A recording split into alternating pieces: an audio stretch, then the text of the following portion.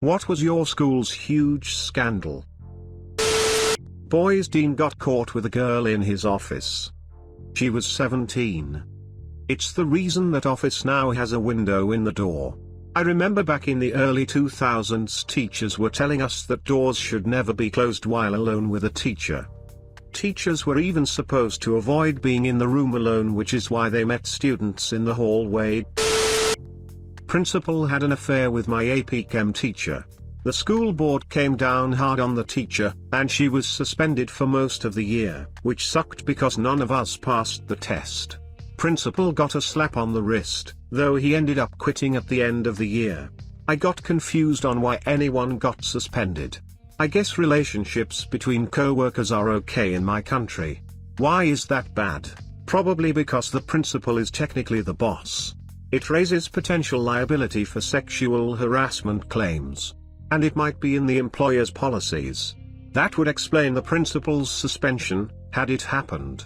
Doesn't explain the teacher's suspension. Welcome to the real world, where the least valuable employee is the one at fault.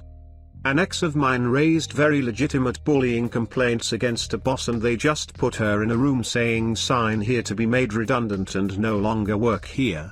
Unfortunately was too young and inexperienced at the time to realize the correct response was hang on while I call my lawyer. We had a ban on bringing our own bottles to school and could only purchase drinks from the school store because there was an alcohol problem. Kids would come to school with pretty much anything they could get their hands on and would start drinking in first period. One day, before the ban, they did a sweep in first period and had everyone open their water bottles and check what was inside. I think there were over 50 kids caught that day. We also had a problem with opioids. Ambulances were there at least twice a year to get someone that overdosed in the gym. Back in the olden days, weed was more of the problem. They brought in an undercover cop posing as a student and he befriended those voted most likely to be a dealer. Busted half a dozen kids, as I recall. I think you got high and watched 21 Jump Street. My school had a few in the span of the 4 years I was there, and a few since I graduated. In the middle school that fed into my high school, a wrestling coach got caught sexting and sleeping, statutory rape, with a student. That student went to my high school the next year, and by December, it came out that the school's security guard was sexting and sleeping with the same girl. A girl in my year died from a heroin overdose, and a guy that was with her at the time hesitated on calling an ambulance because then he'd get in trouble cause he supplied the heroin. Had a lot of fights happen in our central area during passing periods. A guy from another school in our district went missing, turned up a few days later, having died via suicide. His girlfriend, I think, may have just been a close friend, stepped in front of a train the next day. This girl was actually a prior fling of a buddy of mine's, still understandably a sore subject with him. Longtime science teacher got caught in a prostitution sting and was forced to resign. Hanged himself a few days later. Our football field was fenced in, but backed up against some house backyards.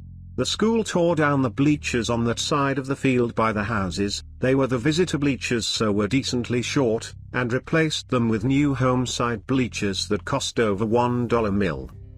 These were way taller, and blocked out the sun from the houses they were by. The bleachers were east of the houses, so the houses didn't get sunlight till afternoon. After some complaints, it was discovered the school built the bleachers before they got the permits to do so. Dunno if they figured they'd get it during construction or didn't give a shit or what, but ultimately the school had to tear them down. One of the main people who lived in an affected house and fought for the bleachers to get torn down due to the no permits had a daughter in school at the time, and she got bullied by a lot of people, and that family regularly received death threats. Just a few years ago, one of the deans got in legal trouble cause he was doing illegal locker searches. He resigned as a dean, but somehow came back on as a math teacher in the same school. Last I heard, kids made fun of him to the point that he left. Finally, a kid died via suicide and implicated being bullied as the reason why, and named the bullies. Turns out, He'd gone to the deans about this multiple times, but the bullies were football players, so it got ignored. After the suicide, the whole situation got swept under the rug, with the school refusing to accept any responsibility, and students got in trouble for talking about it. A little more than a week after the Parkland shooting, our principal suddenly got on the intercom and told us to evacuate the building. We did, and we hadn't gone through proper evacuation procedures, so we all ended up all over the damn town. One kid literally ran all the way home, trying to figure out where we're supposed to go.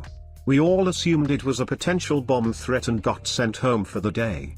Over the next week, the school changed their story about 4 times, so us students started freaking the fuck out and started trying to figure out what exactly had happened to trigger the evacuation. But 2 things happened that finally made the situation escalate out of control. 1. The principal called us into an assembly and proceeded to blame us for the rumors, as though it was our fault they couldn't get their stories straight. 2. Students finally figured out that what had happened was that someone had accidentally left their sandwich in a locker overnight, then someone smelled the rotting food, got a teacher, and that teacher panicked and caused the evacuation. I think a total of 7 people in all got fired by the time the dust settled. Rotten food. Oh fuck, evacuate everyone, run away. There was a female student in my class that by all accounts was your stereotypical social outcast. She would always appear to be exhausted and never focused on her studies in class. Then during our senior year of high school she disappeared. It wasn't until a few months after graduation that the reason appeared in the local papers. Apparently, she was escorting herself on the other side of the county since she could drive. To which she got caught in a local police sting on prostitution.